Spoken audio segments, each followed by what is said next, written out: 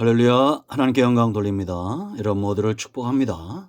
오늘도 분명 여호와 이레 하나님께서 함께 하시는 복된 날인 것을 믿습니다.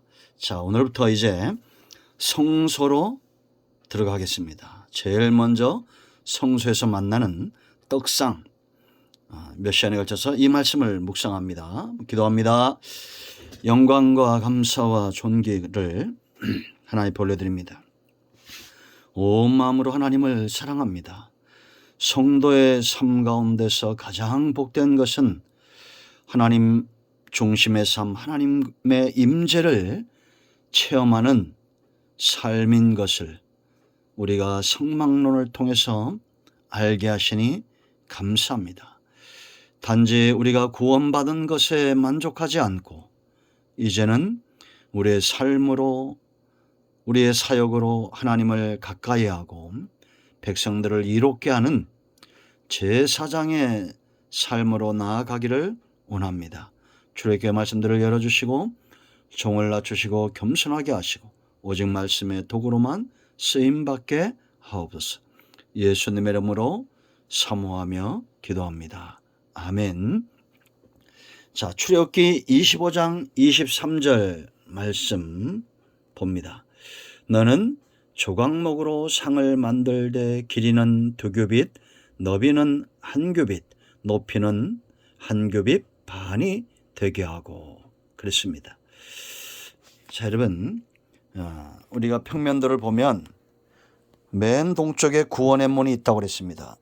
이 구원의 문을 들어서면 번제단이 있고 물두멍이 있습니다. 이 물두멍을 지나면 이제 성소로 들어갑니다. 이렇게 또 안에 직사각형이 하나가 있는데 성소와 지성소로 나누어집니다. 전체 길이는 30규빗, 한 15m 정도 되고 폭은 10규빗, 5m 정도 됩니다. 이렇게 되어져 있습니다. 오늘은 이 떡상, 성소의 가장 오른편에 있었던 떡상에 대해서 말씀을 묵상하는데요. 우리가 이런 성소의 기구들을 살펴보는 것은 가장 중요한 이유는 예수님에 대해서 우리가 분명히 알 수 있게 된다는 거죠.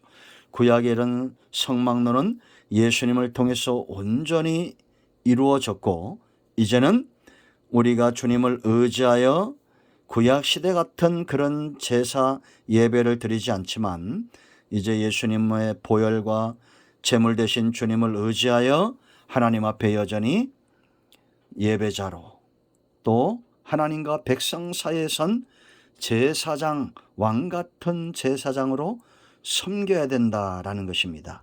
여러분, 우리가 구원의 문은 유일하다고 했죠. 오직 예수 그리스도를 통한 구원의 문을 이야기합니다. 그런가 하면 번제단에서 제물 대신 우리를 위해서 죽으신 원죄, 아담이 지었던 원죄가 해결되고 물두멍에서 예수님과 합하여 십자가에 죽었으므로 세례받은 자로 날마다 자범죄의 해결을 한다라는 거죠. 그러므로 뜰에서 우리가 가장 중요시 여기게 해결되는 것은 뭐냐? 바로 죄의 문제라는 겁니다. 어제 제사 드렸죠. 오늘날 예배도 죄를 가지고 하나님 앞에 나갈 수가 없어요. 죄인의 드리는 예배를 하나님 받으시겠습니까? 아니죠. 그 모든 죄인들에게 구원의 문은 열려졌지만 이제 구원받은 이후에는 우리가 죄 문제를 해결하는 주님을 의지하고 주님과 합하여 세례받은 자로 날마다 우리 자신을 손발을 씻듯이 쳐서 복종시키고 죄에서 떠나는 이런 영적인 자기관리, 죄를 없이 하는 자기관리가 되는 사람들에게 성소의 문, 제사장의 영역입니다.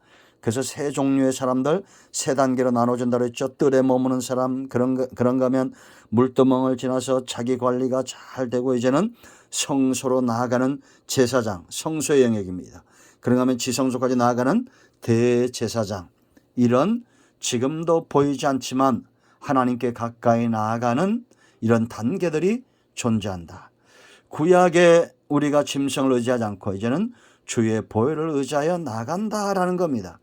여러분, 뜰을 지나지 않은 백성에게 성소의 문이 열려지지 않습니다. 성소는 성도가 신앙생활을 하면서 힘을 얻을 수 있는, 우리가 여러분 육체의 힘도 얼마나 강력합니까? 그러나 우리의 육체의 힘을 가지고, 인간적 힘을 가지고 골리앗을 때려잡을 수 있습니까? 홍해를 가를 수 있고 여리고성을 무너뜨릴 수 있습니까? 인간적인 능력으로 불가능한 겁니다. 사탄의 영역, 세상에 속한 세상의 모든 그런 힘들, 악한 죄, 이런 모든 것들과 싸울 수 있는 힘은 영적인 능력, 힘, 영적인 거인이 되어져야 됩니다. 우리가 먹지 않고 운동하지 않고 강해질 수 없는 것처럼 영적인 것도 마찬가지입니다. 떡상에서 떡을 먹어야 되고, 금초대에서 성령의 조명하심 가운데, 또 분향단에서 기도와 향연, 이 모든 우리가 말씀을 사모하고 기도하고 찬양하고 성령을 힘입는 이러한 것들이 날마다 우리에게 힘을 더한다라는 겁니다. 아멘. 그러므로 여러분, 우리가 말씀이 막히고 기도가 막힐 때는 다시 번제단과 물두멍으로 돌아가서 주님과 함께 주의 보혈을 의지하고 씻기를 게을리하지 않는 그런 삶으로 돌아가야 된다라는 겁니다. 여러분, 다윗이나 아브라함이나 모세나 온전한 사람이 없죠. 그들도 죄를 범하면 하나님 앞에 엎드리고 우리가 출애굽기에서 잘 보듯이 모세가 영적으로 연약해지고 영적으로 거인이 되어 가면서 그의 원수들이 다 평정되어집니다. 이제 34장 우리도 별도로 나누겠지만 제가 여러 번 말씀하죠. 모세의 얼굴에 광채가 납니다. 왜? 하나님을 가까이 했기 때문입니다. 그럴 때 백성들이 하나님을 두려워한 것처럼 모세를 두려워하죠. 더 이상 반기를 들거나 모세를 향해서 대적하거나 이러한 일들이 없어진다라는 겁니다. 지금도 영적인 기운, 영적인 대가 센 사람들이 있습니다. 저와 여러분 모두가 그와 같은 영적 거인이 되기를 축원드립니다. 자, 이제 성소로 들어가서 떡상을 보겠습니다. 어떻게 생겼냐면 큰 그림을 먼저 보여주면 이렇게 되어졌어요. 오늘 우리가 읽은 말씀대로 보면 이 높이는 가로, 이게 직사각형으로 되어 있죠. 이 가로는 한 1m, 2규빗, 세로는 50cm, 한 규빗 정도 되고, 높이는 고는 75cm 정도, 한 규빗 반 정도 되는 겁니다. 그래서 이제 한 규빗을 우리가 50cm로 또 아니면 45cm로 이렇게 규정이 있는데, 한 90에서 폭이 1m 정도 된다 이렇게 보시면 되고, 높이는 한 68cm에서 75cm 정도 된다, 폭은 45cm, 50cm 된다 보시면 됩니다. 이 조각목, 가장 흔했던 그런 나무죠. 그것을 이렇게 금으로 싸는, 정금으로 싸는 그런 모습이었다라는 겁니다. 자, 두 가지로 나눠져 있습니다. 작은 그림을 보여주면 이렇게 떡과, 여기 보면 이제 12개의 떡이 이렇게 6개씩 되어져 있고, 그 위에 유향이 놓여져 있고, 그리고 그것을 담는 그릇처럼 이게 떡상이 되어졌습니다. 우리가 이 의미들을 살펴봐야 됩니다. 떡이 의미하는 것은 뭐고 떡상이 의미하는 것은 뭘까? 왜냐? 예수님 안에서 이것이 온전케 되었기 때문이다라는 거죠. 떡의 의미는 예수님을 이야기한다, 예수님의 입에서 나오는 진리의 말씀을 이야기한다, 이렇게 보시면 됩니다. 여러분, 예수님 스스로가 요한복음 6장에서 나는 뭐라 했습니까? 생명의 떡이다, 그렇게 분명히 말씀하는 것을 우리가 들었죠. 이것은 구약 시대에 이 떡상에 있었던 그 떡을 의미하는 거예요. 12지파는 이스라엘 전체를 이야기하죠. 하나님의 백성들은, 여러분, 우리가 말씀을, 음식을 먹지 않으면 어떻게 됩니까? 약해지다가 결국은 사망에 이르겠죠.